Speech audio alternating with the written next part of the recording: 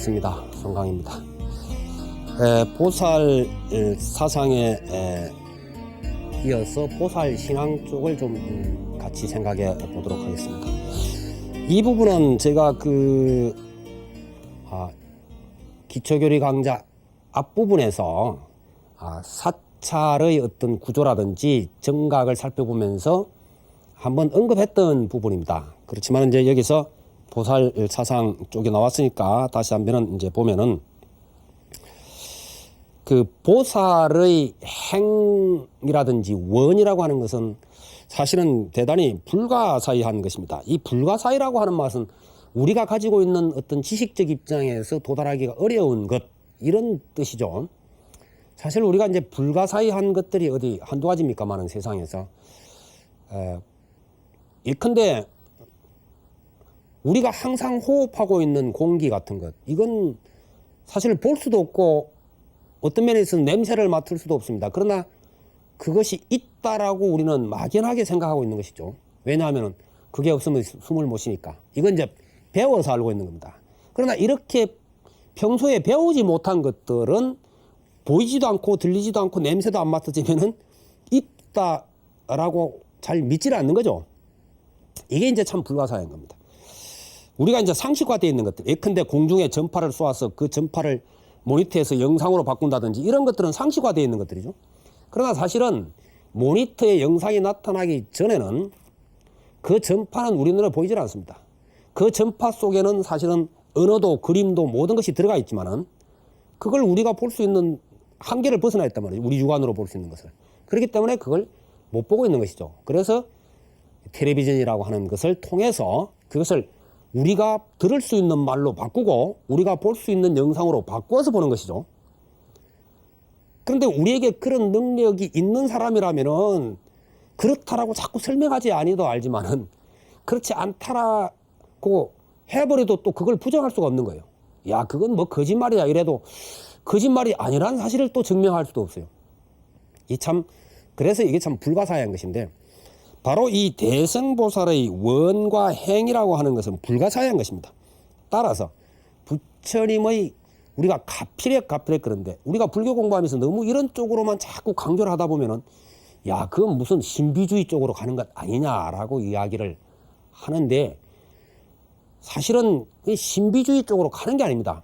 다만 그것이 눈으로 확인할 수 없고 귀로 들을 수 없는 것이기에 부처님께서도 그런 부분에 대해서 가능하면은 말씀을 많이 줄이셨어요. 다시 말해서 지금 설명해도 알아먹지 못하는 부분은 자기 스스로가 어느 정도 경지에 올라가고 나면은 스스로 알게 될 것이다라고 생각하시고 말씀을 안 하신 부분들이 많습니다. 대단히. 제가 보기에는 부처님께서 정말로 하고 싶은 말씀들은, 그런 부분들은 보여주고 싶었던 것은 말씀 못 하신 게 더 많았을 거예요. 오히려. 그래서 이제 이런 측면들이 어느 측면으로 가느냐면 신앙적 측면으로 갑니다. 우리가 신행적 측면이 있고 신앙적 측면이 있죠. 그것은 뭐냐면 우리가 지금 현재 능력이 부족하고 여러 가지로 고통이 많으니까 이 고통을 어떻게 하면은 불보살님의 원력에 힘입어서, 나도 노력을 하겠지만은 그 원력에 힘입어서 상승 효과를 가져오느냐 하는 입장입니다. 바로 그런 쪽으로 갔을 때 그러면 어느 보살님이 어떠한 원력과 어떠한 힘을 갖을까, 이런 거죠. 그래서 그런 것들이 이제 하나의 신앙 체계로 가게 됩니다. 그래서 대표적으로 보면은 이제 문수보살 신앙, 우리나라도 있죠. 오대산 신앙. 바로 이제 저 월정사가 있는, 상원사 월정사가 있는 곳이 바로 문수보살 신앙, 오대산 신앙이라고 하는 것은 문수보살 신앙과 같습니다. 물론 거기에는 지장신앙도 들어있고 다 들어있습니다. 서가모니 부처님의 사리가 모시져 있으니까 서가모니 부처님도 모시져 있고, 그렇죠. 거기에는 다 들어있습니다만은, 그러나 오대산 신앙을 대표적으로 이야기하자면은 그것은 문수신앙이다, 이렇게 볼 수가 있습니다. 그래서 예전부터 우리나라의 스님들이 중국에 갔을 때 중국의 오대산을 자꾸 탐방합니다. 그래서 거기 가서 문수보살 칭견을 발언해요. 지극한 마음으로 기도를 하고 또 공부를 하고 하다 보면은 문수보살 화현이 나타나서 칭견을 한다는 거죠.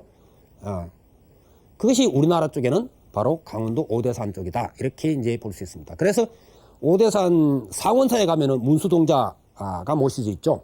그리고 그 바로 문수동자와 세조와의 전설적인 이야기도 역시 있죠. 그래서 이제 세조는 보면은 뭐 많은 사람을 죽이기 때문에 나중에 난치병에 걸리게 되죠.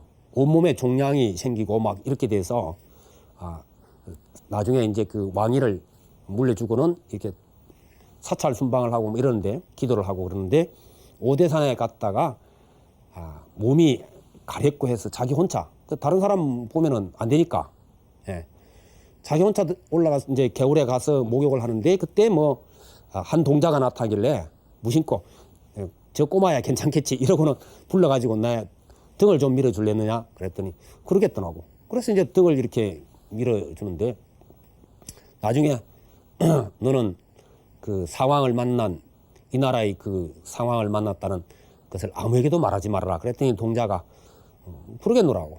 그러나 당신은 나중에 문수보살을 만났다는 이야기를 어디든 하지 마시오. 그래서 놀랬더라보니 이미 사라졌다고. 그런데 그 이후에 몸이 나섰다. 그래서 보면은 그 상원사 불사를 하는데 세조가 시사를 하게 되고, 뭐 그 또 고름이 묻은 옷이 그 상원사에 있고 뭐 그렇죠. 그것처럼 예스님들에게는 이 문수보살은 부처님의 지혜를 상징합니다. 그와 같은 힘을 가지고 있습니다. 그래서 출가한 스님들 입장에서는 어느 보살보다도 문수보살 쪽으로 신앙이 갑니다. 그래서 문수보살 칭견을 발언하고 그러죠. 자장률사 같은 분도 평생을 문수보살을 만나기를 발언하면서 했다는 이야기. 그것이 이제 그 5대 정멸복음 가운데 태백산 정암사에 가면은 그 문수보살을 만나려 했는데 결국은 만나지를 못하고 뭐 하는 그 이야기가 있죠. 제가 그 전에 그 설명을 드렸을 겁니다. 정멸복음 하면서. 그러한 신앙을 가지고 있습니다. 그 다음에 이제 일반적으로 그 우리가 제가인들의 입장에, 제가불자들의 입장에서 갖가지 어려움이 많은데 이 어려움을 어떻게 풀어갈 수 있느냐 하는 부분이 참 숙제죠. 근데 그것을 풀어가는 쪽에서 가장 설득력이 있게끔 되어 있는 분이 관음보살입니다. 관세음보살님. 법화경의 보문품에 의해 보면은 갖가지 모습으로 관음보살은 32영신 그러죠. 32가지의 모습으로 우리 곁에 와서 아이의 모습으로, 노인의 모습으로, 국왕의 모습으로, 혹은 뭐 어떤 여인의 모습으로 등등 나타나서 같이 그 어려움을 풀어가게끔 도와주고 하는 보살님으로 되어 있습니다. 그래서 뭐 이것은 관음보살 신앙은 우리 이미 인도에서부터 시작된 걸로 보입니다. 그것을 쭉 보면은. 그래서 관세음보살 보문품이 관음경이 따로 있다가 법화경에 들어갔다. 이 정도로 관음신앙이 인도에서부터 상당히 강하게 있었던 것 같습니다. 그래서 보타라카산은 인도에도 있고 중국에도 있고 우리나라도 있죠. 그래서 그 관음신앙이 이어지고, 이 관음신앙은 생에 찌들고 여러 가지 고난을 받는 일반인들에게는 절대적인 어떤 귀처, 가서 자꾸 소망을 하면서 해나가는 그러한 입장으로 되어 있습니다. 그래서 우리나라 신앙 가운데 가장 그 강한 보살 신앙 중에 바로 이 관음신앙이 들어가 있다 하는 것이고, 그 다음에 이제 지장보살님은 뭐 지장보살 보는경이라든지 이런 쪽에 의해서 보면은 서가모니 부처님의 뒤를 위해서 일체 중생을 제도를 책임지고 있는 분이고, 미륵 부처님이 나타나시기 전까지 특히나 이 지장보살님은 당신의 성부를 한없이 미뤄버린, 일체 중생을 성불하고 난 뒤에 당신이 마지막으로 성불하겠다는 원은 어쩌면은 영원히 못할지도 모르는 원입니다. 성불을. 그러나 그러한 원을 바라신. 그래서 원래의 입장에서는 이 지장보살님의 이 원을 따라갈 수가 없죠. 대단한 원력인데, 특히 이 지장보살님은 지옥 중생까지도 쉽게 벗어나게끔 하는 원력을 세우고 있습니다. 육도 중생 전부 다를 다 제도하지만은, 따라서 이제 우리나라에서 보면은 지장보살 신앙이 중국, 우리나라, 일본 이런 쪽에서 보면은 이제 강하게 있고, 특히 뭐 일본 사람들은 지장보살상은 어느 그 무덤 앞에 그냥 전부 다 지장보살상을 세울 만큼 지장보살 신앙이 강하고, 중국은 이제 우리나라의 그 교각 스님이 계셨던 그 구하산을 중심으로 해서 지장신앙이 형성되어 있고, 중국인들에게 있어서 지장보살은 바로 신라의 스님이었던 교각 스님, 이제 김지장 이렇게 되어 있는데, 지장 스님, 그분의 신앙으로 연결되고 있습니다. 그래서 이 지장 신앙도 역시 우리나라에서 대단한 어떤 신앙의 힘을 가지고 있는 보살 신앙 가운데 하나이다, 이렇게 볼 수가 있습니다.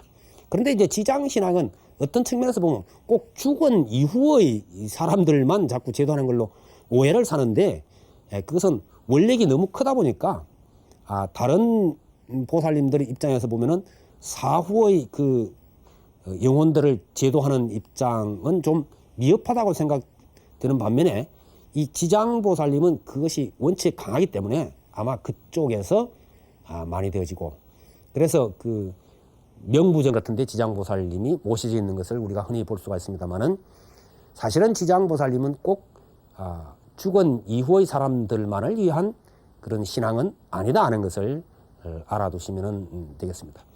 오히려 산 사람들에게 더욱 필요한 것, 이것이 이제 지장보살 신앙이다 하는 것을 알아두시면 좋겠고, 그 다음에 이제 그 항상 끊어질 듯 이럴 듯 우리나라에 계속 있었던 신앙 가운데 하나가 미륵보살 신앙입니다. 미륵불 신앙, 미륵보살 신앙 뭐 마찬가지가 되겠습니다만은, 특히 뭐 그 고려 중기 이후에 나타나는 미륵불 신앙이라든지, 거슬러 올라가게 되면 삼국시대에 이미 그 화랑이라고 하는 것도 그 용화라고 하는 그 말을 쓰고 있죠. 용화란 말이 바로 그 미륵보살 불국토에 해당되는 말인데, 용화세계. 그만큼 이 미륵신앙은 면면이 이어져 오고 있고, 그래서 이 서해안 쪽을 쭉 올라오면서 이렇게 미륵신앙이 상당히 많이 분포되어 있는 것을 볼 수 있고, 또 뭐 세계사 같은 내륙 지역에도 이제 있습니다만은, 글쎄 이제 제가 있는 곳도 예전으로 보면 이제 서해안 쪽이죠. 이게 이제 한강 쪽이니까, 고려 중기 이후에 조성됐다고 하는 미륵불상이 석불이 이제 있는데, 그 보면은 이 서해안으로 해서 쭉 이렇게 올라온 것이 굉장히 많은 것 같아요. 미륵신앙은. 물론 이제 우리나라 전체적으로 보면은 미륵신앙이 뭐 대부분 이렇게 퍼져 있습니다만, 특히 이제 그 지역이 강했던 것으로 보인다는 것인데, 미래의 부처님으로서의 미륵신앙에 대한 것은 어쩌면은 현재의 고통을 극복하고 보다 희망적인 미래로 나아가기 위한 하나의 힘, 이런 것을 갈구했던 것이 아니냐, 이렇게 생각되어집니다. 그래서 좀 소극적인 입장에서는 상생신앙이라고 하는 것이 있고, 미륵 상생신학이라는 것은 도솔천에 계시니까 지금 살아있는 사람들이 도솔천으로 왕생하기를 바라는 겁니다. 이건 좀 소극적인 거죠. 그런데 하생신학이라고 하는 것은 적극성을 갖습니다. 미륵보살님이 바로 이 땅에 하생하셔서 미륵불로서의 역할을 해달라고 하는 염원이죠.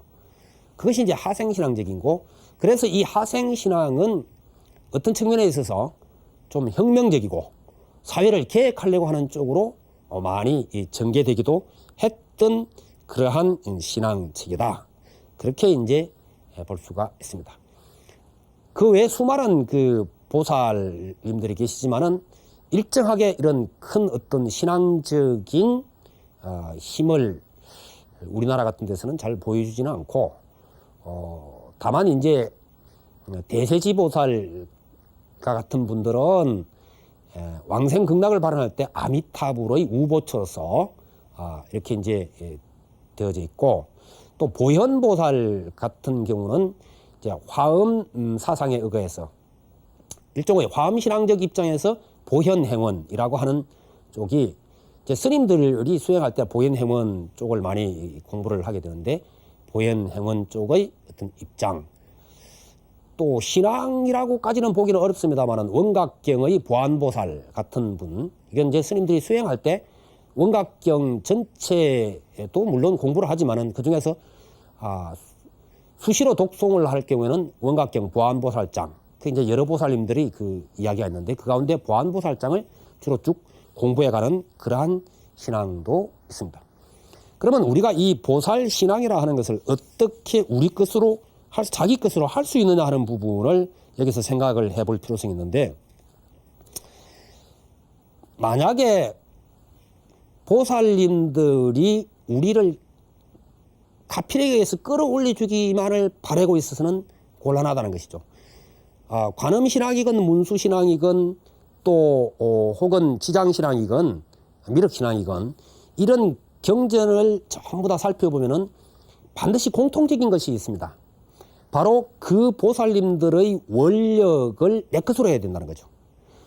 관음보살의 원력이 내 원력이 되고 관음보살이 중생을 위하는 그 마음이 내 마음과 같아질 때, 다시 말해서 내 마음에 작은 욕망을 버리고 큰 원력으로 나아갈 때 그 가피력은 극대화되어지고 따라서 상승 효과를 갖는다 하는 것입니다. 처음에는 근데 그게 잘 안 돼요. 처음에는 자기의 작은 소망에 매달립니다만은 점진적으로 점차 원력이 커지고 그래서 관음보살이나 지장보살이나 내 마음이나가 하나가 될 때 반드시 염불에 있어서는 일심칙명 그러거든요. 일심칙명이라는 것은 뭐냐면은 관음보살 마음 따로 내 마음 따로가 아니고 그것이 일심으로 딱 가야 된다. 한마음. 이 한마음이라는 것은 내 마음 따로 있고 네 마음 따로 있고 이런 것이 아니라 언제나 그 한결같은 그 본래의 마음자리 속으로 귀를 때 바로 그것은 모든 것이 해결책이 그 속에서 나타나기 시작한다는 것이 신앙적 입장에서 경전에서 설명하고 있는 부분입니다. 그러므로 우리가 어떤 염불을 한다든지 또 보살신앙을 해갈 때 지나치게 자기의 현실적 욕망에만 급급해서 자꾸 이 신앙을 하지 말고 보다 큰 원력으로 나아가다 보면 현실적 문제는 보다 쉽게 해결된다는 것이죠. 우리가 예컨대 어떤 그 자그마한 문제에 국집해 있다 보면은 그것이 굉장히 어려운데 좀 큰 문제를 해결하는 차원에서 보면 작은 문제는 저절로 해결되어 버리는 경우들도 대단히 많다는 것을 우리가 경험할 수 있죠. 그것처럼 우리가 보살신앙을 할 때도 그렇게 바로 그분들의 원력과 그분들의 마음으로 우리가 들어가서 하나가 되는 그러한 신앙을 할 때 비로소 그 신앙은 수행적 입장에서도 맞아떨어지고 또 우리가 바라는 바의 그 소망도 쉽게 이루어지고 우리도 같이 상승되지고 또 그것이 두루 모든 사회에 전파되어가는 그런 파급 효과를 갖는다 하는 것을 항상 염두에 두고 공부를 해가야만 되지 않을까 생각이 되어집니다. 다음 시간에는 이제 우리가 여기서 보살신앙까지를 봤습니다만은 부처님이 생애를 받고 보살신앙을 받고 또 뭐 아라한 이런 것을 뵀습니다만은 바로 이런 성현들의 세계와 육도 중생이라고 하는 세계, 이것을 보통 우리가 10개라 그럽니다만은 이 10개 부분의 관계를 한번 공부해 보도록 하겠습니다. 여러분 성불하십시오.